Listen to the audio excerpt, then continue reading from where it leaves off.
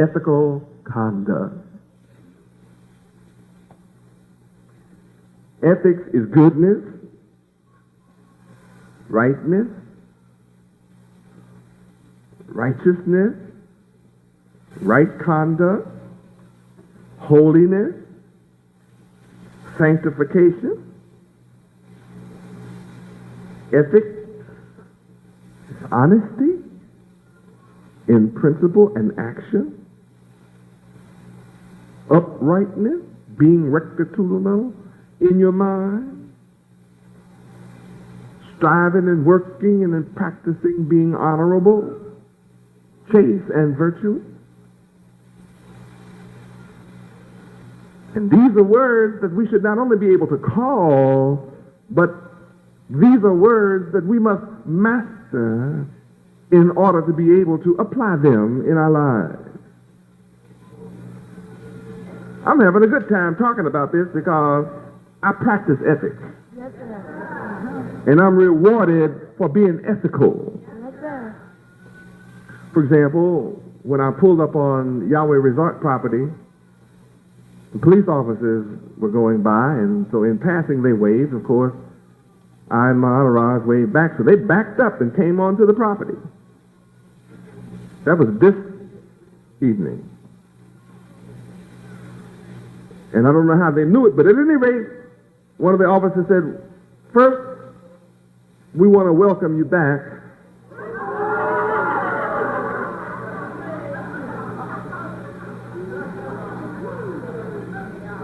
I almost had a cardiac arrest because I didn't tell anybody.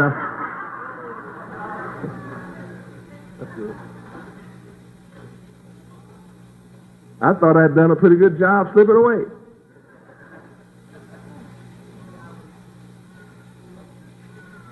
And after welcoming me back, I do have some witnesses.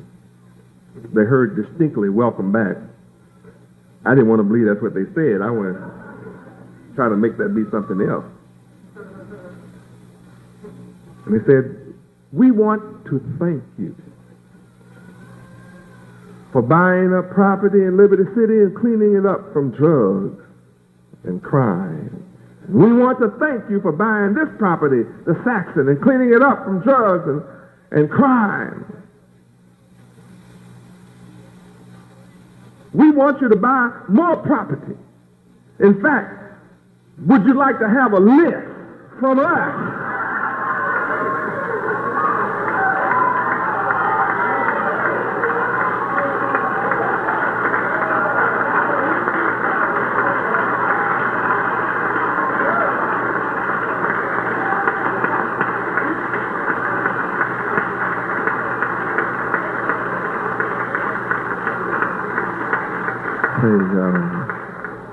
These are Miami City police officers. And they went on to say that wherever you go, our jobs are easier. There's no more death.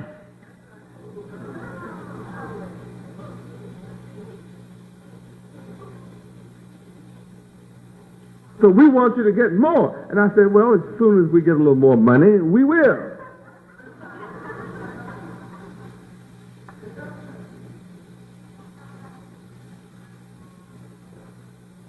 And they wanted us to know that they really appreciated it. And I said, well, wonderful. And I will be supporting you. We will support you. And of course, they know I am a moral man, and I support moral behavior regardless of who you are.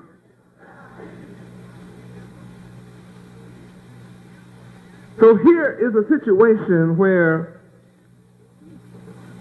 my works are concrete in the results I achieve, because I'm practicing the Old Testament. Now, those who practice the New Testament are unable to do the same kind of work. Those who practice the New Testament have buildings on every corner, several in a block. They even march and demonstrate, and yet are unable to eradicate problems in the community. And my practicing ethics, ethical conduct, and teaching you, my disciples, to practice ethical conduct gains respect even from the criminal, and proves that we have power with God and with man when you practice ethical conduct.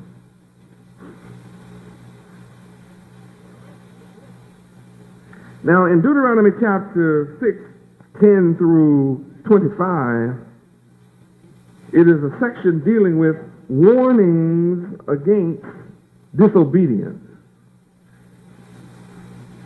What does that mean? What does that title mean? It means warning against disobeying the laws of Yahweh because that is unethical. In short, warnings from God in being unethical or practicing unethical conduct. Warning.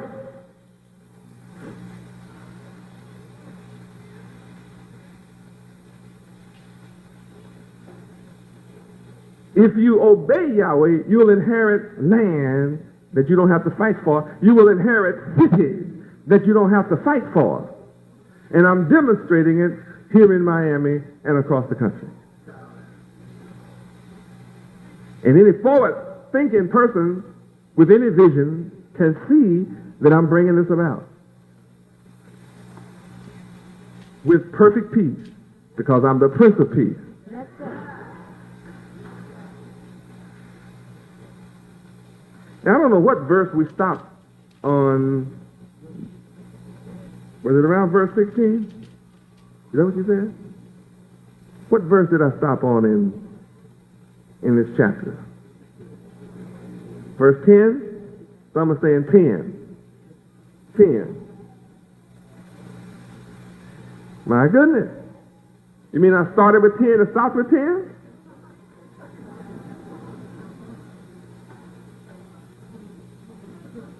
I taught weeks.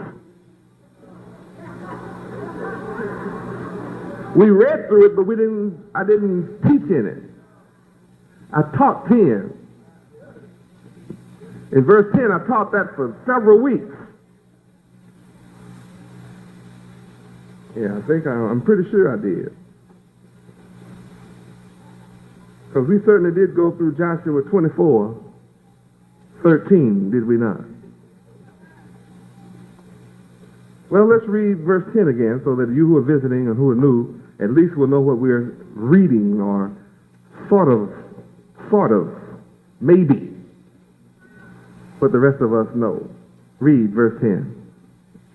And it shall be, when the Lord thy God Yahweh shall have brought thee into the land which he sware unto thy fathers, to Abraham, to Isaac, and to Jacob, to give thee great and goodly cities which thou buildest not, And read verse 11.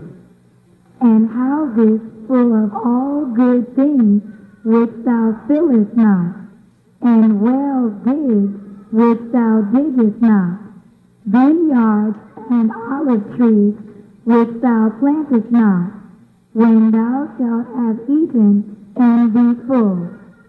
What great blessings.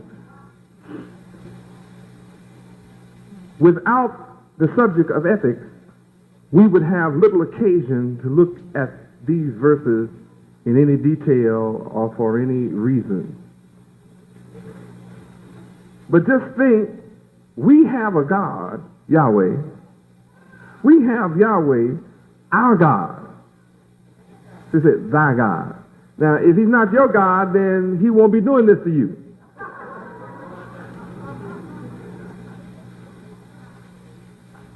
But for all of those whose God he is, he will be doing this for them. Well, that's like being the president's man. All who are not the president's men don't get what the president's men get. If you're a teacher's flunky, as they say in the public schools, well, you're apple polisher, you get certain little privileges. You don't polish apples, you don't get what the apple polisher gets. Sometimes they get to leave the classroom and walk the hall, get a little paddle and run messages back and forth. And see, you didn't polish apples, so you don't get to run up and down the hall. Have a special pass. You know? If you're not the pet. Anybody ever saw that happen in your life? Yes.